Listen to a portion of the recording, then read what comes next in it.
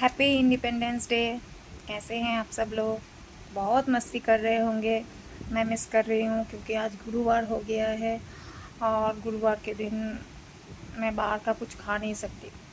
मेरे घर का ये नियम नहीं है क्योंकि माँ लक्ष्मी जी रहते हैं घर में, विष्णु जी रहते हैं, तो गुरुवार के दिन बहुत से एक एक घर में अलग अलग नियम होता है। तो मेरे घर में ये नियम है।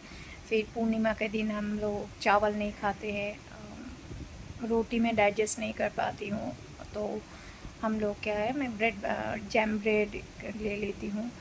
और अमावस्या के दिन हम लोग वेजिटेरियन करते। वेजिटेरियन मतलब तो मेरे घर में फ़िश ही चलता है, एग्स तो कभी कभार फ़िश चलता है। और जो बात है वो है प्याज लहसुन की, मतलब बाहर का कुछ अगर भजिया भी खाने का मन करे ये सब नहीं खा पाऊँगी।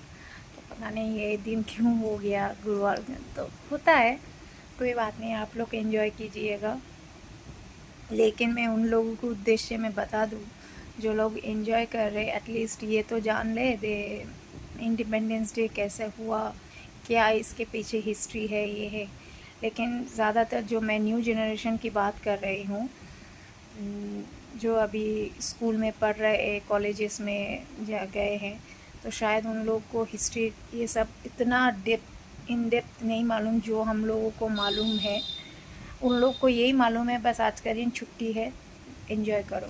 एक बात मैं बताना चाहती हूँ, मैंने since I am daughter of a defence personnel, तो मैंने आर्मी स्कूल में भी मैंने पढ़ाई किया है, लेकिन हेल्थ के वजह से मैंने कभी एनसीसी ज्वाइन नहीं किया। तो पीटी क्लास वगैरह वो तो होता ही है। तो हम लोग में ना, अच्छा, 26 जनवरी और 15 अगस्त का भी हॉलीडे नहीं होता। हाँ, डेफिनेटली क्लासेस नहीं होते थे, बट फ्लैग होस्टिंग के समय आप लोग को, बच्चे लोग को फुल यूनिफॉर्म के साथ जो टाइम होता है फ्लैग होस्टिंग का, उस टाइम में जाना पड़ेगा। और हमारे फ्लैग होस्टिंग स्कूल के प्रिंसिपल नहीं किया करते, आर्मी के आईजी के डीआईजी आके फ्लैग होस्टिंग करते। उसके बाद जाके जो बटालियन में जो स्पोर्ट्स मीट होता है, तो उसमें स्पोर्ट्स मीट में भी बहुत सारे हलचल होते हैं और रात को बहुत ज़्यादा ह्यूज एक पार्टी भी होता है मेस में। तो एक अलग सा खुमार होता था। हालांकि मैं जब कॉन्वेंट में थी, कॉन्वेंट में छुट्टियां होती थी, कॉन्वेंट पे ये नियम नहीं था। मैं आसाम बोर्ड की बात करूँ, जब मैं कॉन्वेंट में थी सेंट एग्नेस में।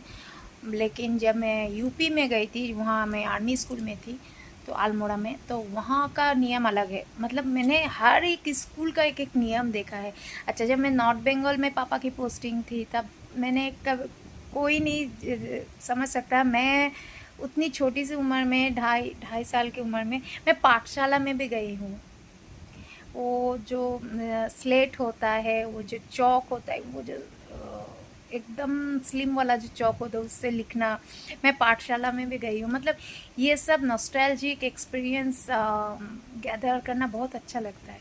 लेकिन जब मैं लास्ट कैलकाटा में आई सेंट जेवियर्स इंस्टीट्यूशंस में पढ़ने के लिए, यहाँ हम लोग का टोटल छुट्टी होता था। जो, हाँ, स्कूल में फ्लैग होस्टिंग होता था, लेकिन वो सब हमारे टीचर्स और जो कमिटी है, since it's a private school, so जो कमिटी मेंबर्स है वो लोग करते थे। हम लोग के लिए छुट्टी है, हम लोग का कोई स्कूल में जाना मैंडेटरी रूल नहीं है। हाँ, कोई अगर जाना चाहे तो जा सकते हैं, लेकिन कोई नहीं जाता। छुट्टी बच्चों को मिल रही है, और to be very honest, English medium में छुट्टी बहुत बहुत कम मिलता है। कोई समर वैकेशन नहीं। अच्छा, विंटर वैकेशन एक हफ्ते के लिए, पूजा का तो छोड़ ही दो, महाषष्ठी तक स्कूल होता है, सप्तमी से छुट्टी होगा, एकादशी में खोल जाते हैं, लक्ष्मी पूजा में कोई छुट्टी नहीं। मतलब छुट्टी बिल्कुल इंग्लिश मीडियम में नहीं मिलता है। On the other hand, Bengali medium के मैं देखती हूँ कि since I am permanently staying in Calcutta now, तो मैं देख रही हूँ यहाँ तो हर चीज़ में छुट्टी है। यहाँ रेनी डे होता है, यहाँ समर वैकेशंस होता है, लेकिन हमारे यहाँ समर वैकेशंस बोल के कोई होता ही नहीं है। विंटर वैकेशंस होता है, वो भी 24th को क्लास करने के बाद। उसके बाद क्या है, एक हफ्ते का छुट्टी मिलता है, एक हफ्ते या 10 दिन का छुट्टी, जितना मुझे याद है, मिल जाता है। लेकिन वो एक अलग सा है चीज़ है। मतलब आर्मी स्कूल में पढ़ना वो एक अलग सा डिसिप्लिन मैनरिज्म है। कॉन्वेंट में पढ़ना तो सबसे बड़ी स्ट्रिक्ट रूल्स एंड रेगुलेशंस है। कॉन्वेंट की बात तो सबसे हटके होती है। वहाँ वहाँ का डिसिप्लिन जो है वो तो मतलब सोच के परे हैं।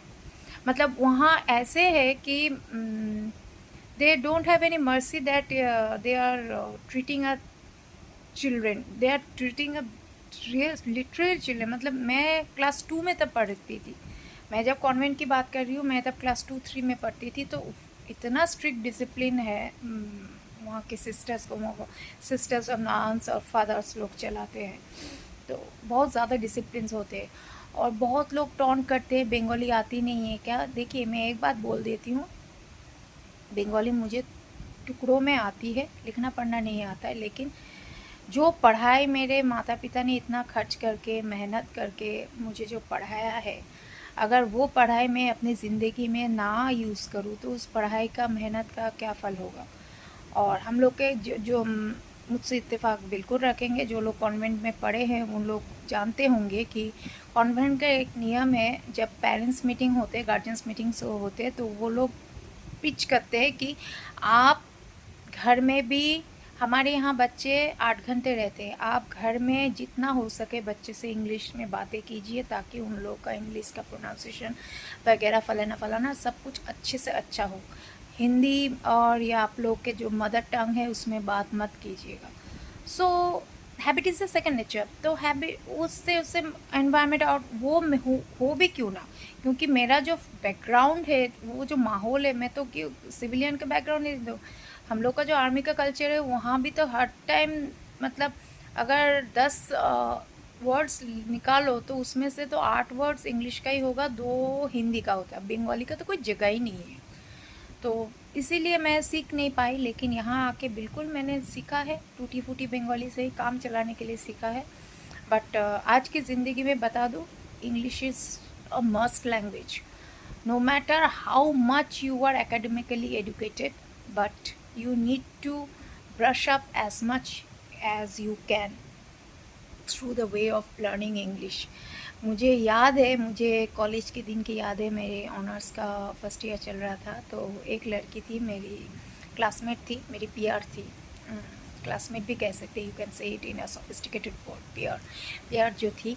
तो उसने कहा था कि वो कहीं और से आई थी, उसने भी इंग्लिश ऑनर्स में किया था। तो मैं उसका नाम नहीं बोलना चाहती, शायद वो मेरी ये वीडियो देख भी रही होगी, शी माइट फील अशेम। तो उसने कहा था कि क्या तू नीट का क्लास लेके बैठी हुई है, एनआईटी का क्लास लेके बैठी हुई है। अरे तू इंग्लिश में ऑनर्स करी, एक काम कर, स्पोकन इंग्लिश का क्लास ज्वाइन कर ले, ये तेरे फ्यूचर के लिए अच्छा होगा।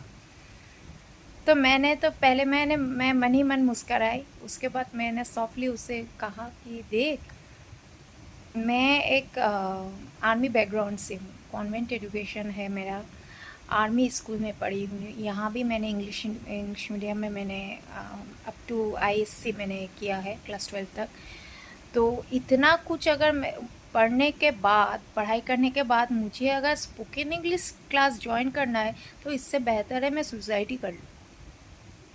एनआईटी ज्वाइन करने के पीछे मेरे पेरेंट्स का मकसद था कि तुम जब क्लास 5 से ऑलरेडी तुम कंप्यूटर में हो तो ये कंप्यूटर तुमको और भी अच्छी तरह से सीखना पड़ेगा ताकि फ्यूचर में they are focused on my professional life. Future में तुम जब नौकरी करो तो तुमको कोई दिक्कत फेस ना करना पड़े, you need a special vocational training.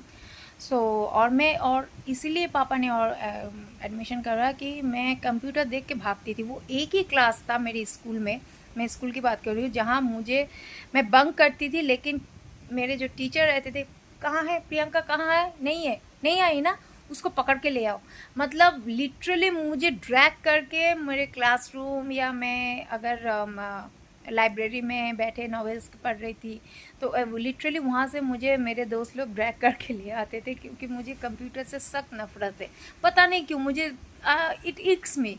Computer is a mandatory, तो इंग्लिश मीडियम में मुझे सख्त नफरत है। लेकिन उसके बाद जब एनआईटी में 3 इयर्स का डिग्री कोर्स किया, बाप रे बाप रे बाप रे, सोचिए मत, मतलब दिमाग की दही हो गई। फर्स्ट 1.5 साल का क्लास था, सुबह 7 बजे से 9 बजे तक का।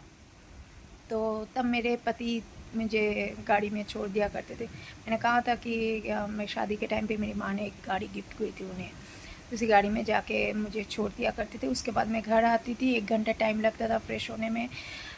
फिर उसके बाद 10 बजे कॉलेज, तो यही था। फिर 1.5 साल के बाद शाम का टाइम हो गया। शाम के टाइम में मुझे दिक्कत कम होती थी।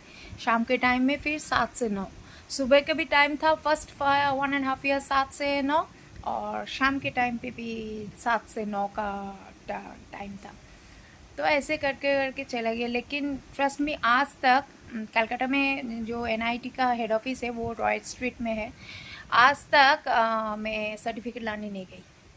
मुझे कंप्यूटर से सीरियसली इतने चिढ़ है कि मैं आज तक रॉयल स्ट्रीट में जाके अपना जो एजुकेशन कंप्लीट किया है, मैं जब क्वालिफाइड हो चुकी हूँ, तो वो सर्टिफिकेट भी आज तक मैं लेके नहीं आई। हाँ, मेरे पास वो लाइब्रेरी का कार्ड्स है वगैरह है, बहुत सारे NITs का बुक्स है, सब कुछ है, लेकिन वो लेके मैं नहीं आई। ज़रूरत कभी पड़ी नहीं, क्योंकि जहाँ भी मैं गई नौकरी के लिए, मुझे कभी जाना नहीं पड़ा। लोगों ने मुझे कहीं ना कहीं से ढूंढ लिया नौकरी के लिए, और जहाँ भी गई तो मैंने काम करना ऐसे शुरू कर दिया तक कि उन लोगों को और सर्टिफिकेट की ज़रूरत नहीं पड़ी। तो यही होता है ज़िंदगी में, पढ़ाई की ज़रूरत बहुत ज़्यादा होती है, और पढ़ाई ऐसी करो कि वो एकेडमिक पढ़ाई आपके प्रैक्टिकल लाइफ में काम आ जाए। इंडिपेंडेंस तो है हमारे यहाँ, स्वतंत्रता दिवस मनाया जा रहा है, वो तो है, लेकिन आप स्वतंत्र तब होंगे जब आप खुद अपने पैरों पे खड़े होके अपने कमाई से अपनी ज़िंदगी जिएंगे, और अपने पैसे से अपने परिवार को भी लेके चलेंगे। सही मायने में that is the true independence. So I rest my video here. मिलती हैं और एक वीडियो में। आप लोग अच्छे रहिए। टाटा।